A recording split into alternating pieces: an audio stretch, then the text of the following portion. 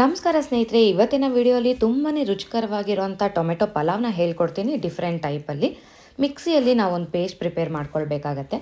ಇದಕ್ಕೆ ನಾನು 6 ಎಸಳು ಬೆಳ್ಳುಳ್ಳಿ, ಒಂದು 2 ಇಂಚಷ್ಟು ಫ್ರೆಶ್ ಆಗಿರೋಂಥ ಶುಂಠಿ, 2 ಬ್ಯಾಡಗಿ ಮೆಣಸಿನ್ಕಾಯಿ, ಖಾರಕ್ಕೆ ತಕ್ಕಷ್ಟು ಒಣಮೆಣಸಿನ್ಕಾಯಿ, 1 ಸ್ಪೂನಷ್ಟು ಸಾರು ಹಾಕ್ತೀವಲ್ಲ ಹುರ್ಕೊಂಡಿರೋಂಥ ಧನಿಯಾ, ಅದನ್ನು ಸೇರಿಸ್ತಾ ಇದ್ದೀನಿ.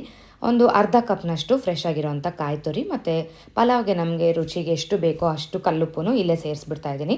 ತೊಳೆದು ನಾವು ಬಿಡಿಸ್ಕೊಂಡಿರೋಂಥ ಫ್ರೆಶ್ ಆಗಿರೋಂಥ ಪುದೀನನ ಒಂದು 2 ಹಿಡಿಯಷ್ಟು ಸೇರಿಸ್ಕೊಂಡು 1/4 ಲೋಟದಷ್ಟು ನೀರು ಹಾಕಿ ಎಷ್ಟು ನುಣ್ಣಗಾಗುತ್ತೋ ಅಷ್ಟು ನುಣ್ಣಗೆ ರುಬ್ಕೊಂಡು ಬರ್ತಾಯಿದ್ದೀನಿ. ಈ ಪಲಾವ್ಗೆ ಈ ಚಟ್ನಿ ತುಂಬಾ ಟೇಸ್ಟ್ ಕೊಡುತ್ತೆ. ಮೇನ್ ಇಂಗ್ರೀಡಿಯೆಂಟ್ ಅದೇ ಅಂತಲೇ ಹೇಳ್ಬೋದು, ಬಿಕಾಸ್ ಎಲ್ಲ ಮಸಾಲೆ ಪದಾರ್ಥಗಳು ನಾವು ಅದರಲ್ಲೇ ಹಾಕಿದ್ದೀವಿ. ಇಲ್ಲಿ ಒಗ್ಗರಣೆಗೆ ಎಣ್ಣೆ, ಸಾಸಿವೆ, ಸ್ಟಾರ್ ಹೂವು, ಏಲಕ್ಕಿ, ಲವಂಗ, ನಾವು ಪಲಾವ್ಗೆ ಹಾಕುವಂಥ ಮಸಾಲೆಗಳೆಲ್ಲನೂ ಸೇರಿಸ್ಕೋಬಹುದು. ಒಂದು ದೊಡ್ಡ ಈರುಳ್ಳಿನ ದೊಡ್ಡದಾಗಿ ಹೆಚ್ಕೊಂಡು ಹಾಕ್ಕೊತಾ ಇದ್ದೀನಿ. ಆ್ಯಂಡ್ ದೊಡ್ಡ ಟೊಮೆಟೋಸ್ನ 2 ಹಾಕಿದ್ದೀನಿ. ಬೀನ್ಸು ಸಹ ಹಾಕಿದ್ದೀನಿ.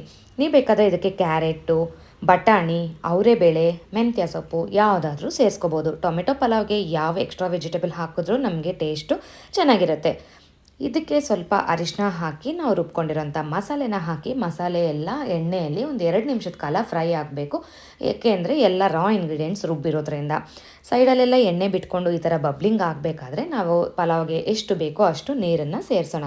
ನಾನು ಸೋನಾ ಮಸೂರಿ ಅಕ್ಕಿ ಬಳಸ್ತಾ ಇದ್ದೀನಿ, ಬಿಕಾಸ್ ಇದು ಸೌತ್ ಇಂಡಿಯನ್ ಪಲಾವ್ ಆಗಿರೋದ್ರಿಂದ ಬಾಸ್ಮತಿ ಅಕ್ಕಿ ಹಾಕಿದ್ರೆ ಅಷ್ಟೊಂದು ಟೇಸ್ಟ್ ಕೊಡಲ್ಲ. ಸೊ 1 ಸೋನಾ ಮಸೂರಿ ಅಕ್ಕಿಗೆ 3 ಅಳತೆಯಷ್ಟು ನೀರು ಹಾಕ್ತಾ ಇದ್ದೀನಿ.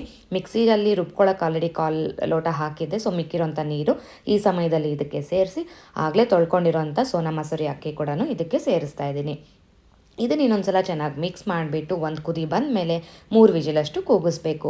ಕುಕ್ಕರೆಲ್ಲ ತಣ್ಣಗಾಗಿದೆ, ತೋರಿಸ್ತೀನಿ ಯಾವ ರೀತಿ ಆಗಿದೆ ಅಂತ. ಪರ್ಫೆಕ್ಟಾಗಿದೆ, ಅರಳಾಗಿದೆ. ಸೊ ತುಂಬಾ ಚೆನ್ನಾಗಿತ್ತು, ಮೈಲ್ಡಾಗಿತ್ತು ಅಂತಲೇ ಹೇಳ್ಬೋದು. ಖಾರ ನಿಮಗೆ ಯಾವ ರೀತಿ ಟೇಸ್ಟ್ ಇದೆಯೋ ಆ ರೀತಿ ಅಡ್ಜಸ್ಟ್ ಮಾಡ್ಕೊಳ್ಳಿ. ಮೊಸರು ಬಜ್ಜಿ ಅಥವಾ ಚಟ್ನಿ ಜೊತೆ ಸಖತ್ತಾಗಿರುತ್ತೆ. ಡೆಫಿನೆಟಾಗಿ ನೀವು ಇದನ್ನು ಟ್ರೈ ಮಾಡಿ.